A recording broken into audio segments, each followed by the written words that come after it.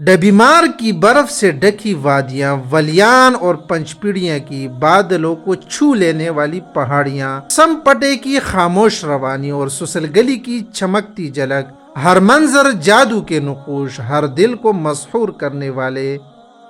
زندہ مولوی زندہ باد، زندہ مولوی زندہ باد، زندہ مولوی زندہ باد، زندہ مولوی زندہ باد۔ میں زندہ مولوی اپنی زندہ دلی کے ساتھ ٹھنڈے یخ موسم میں روانہ ہوا۔ سب سے پہلے میں سسل گلی پہنچا اور وہاں اپنے چاہنے والوں کے بیچ میں کھڑے ہو کر سسل گلی کی خوبصورتیاں آپ کو دکھانے لگا۔ سسل گلی جو اوگی اور مانسیرا کے درمیان اونچی چوٹی پر واقع ہے، ایک ایسا مقام ہے جہاں سے دو دنیاؤں کے نظارے ایک ساتھ دل کو چھو لیتے ہیں۔ ایک جانب اوگی کے گھنے پہاڑ اور سرسبز وادیاں نظر آتی ہے، جبکہ دوسری جانب مانسیرا کی بستیوں اور کھلی زمینیں پھیلتی دکھائی دیتی ہے۔ آج کل یہ گلی برف کی نرم چادر میں ڈکی ہوئی ہے اور ہر چیز پر ایک جادوئی سکون چھا گیا ہے۔ برف کی سفید تہ اور ٹھنڈی ہوائیں ایک ساتھ مل کر ایک ایسا منظر تخلیق کرتی ہے جس میں انسان خود کو فطرت کے راز کے قریب محسوس کرتا ہے۔ ہر قدم، ہر گھومتی راہ، ہر جھونکا اور ہر درخت برف میں لپٹا ہوا ایک تصویر کی مانند دل کو بہلا دیتا ہے۔ سسل گلی سے ہم پنچپیڑیاں کے راستے نکل پڑتے ہیں اور میرے چاہنے والوں کی محبت حاضر ہے۔ زندہ مولوی زندہ باد، زندہ مولوی زندہ باد۔ میں زندہ مولوی۔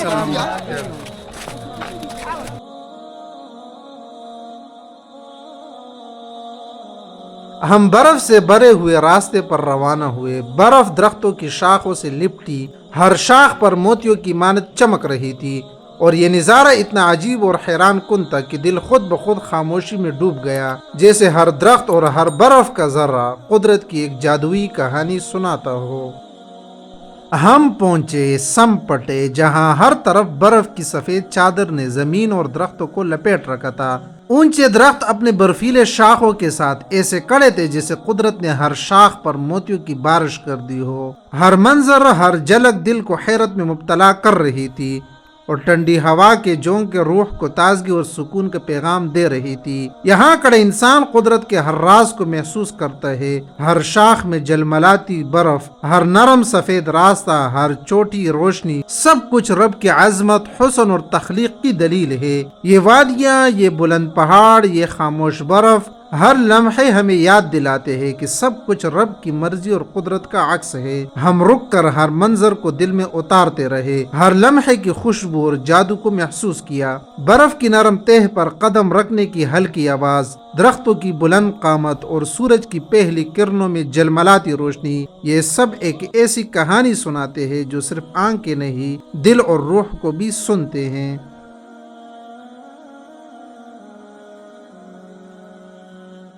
پھر ہم سم پٹے سے آگے نکلے اور راستہ صرف برف سے نہیں بلکہ ہنسی اور دوستوں کی یاری سے بھی روشن تھا۔ ہر قدم پر کوئی پھسلتا، کوئی قہقہے لگاتا، اور برف کے نرم میدان میں ہماری ہنسی گونج رہی تھی۔ ٹھنڈی ہوا کے جھونکے بھی جیسے ہماری باتوں اور مذاق پر مسکرا رہے ہو۔ اونچے درختوں کے سائے، برف کی چمک اور ہم سب کی دوستی، سب مل کر ایک لمحے کو ایسا بنا رہے تھے کہ بس یادوں میں بس جائے۔ اتنے میں ہم پہنچے ڈبیمار، وہ گاؤں جو برف میں ڈوبا ہوا تھا۔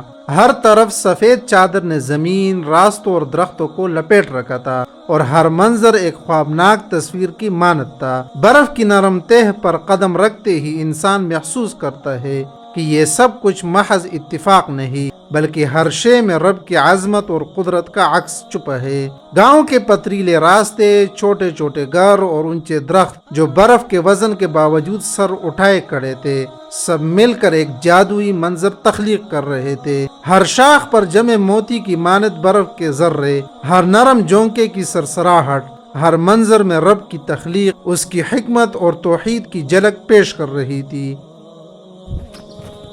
پھر ہم وہاں سے بھی مزید آگے روانہ ہوئے، کچھ اور تلاش میں، کچھ لاجواب خوبصورتیوں کے لیے۔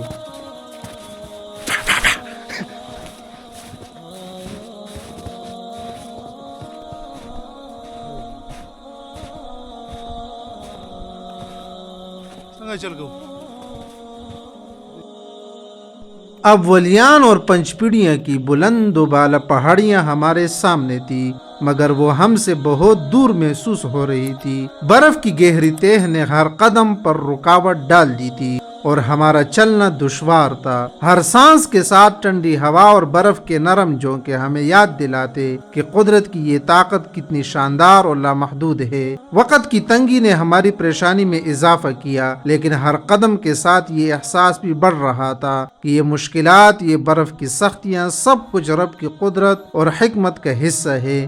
ہر پہاڑی چوٹی، ہر سفید وادی، ہر برفیلا منظر ہمیں رب کی عظمت اور اس کی تخلیق کی یاد دلاتا ہے، اور پھر وہی سے ہم واپسی کرتے ہیں۔ آج کی ویڈیو یہی تک، دعاؤں میں یاد رکھیے۔ اللہ حافظ۔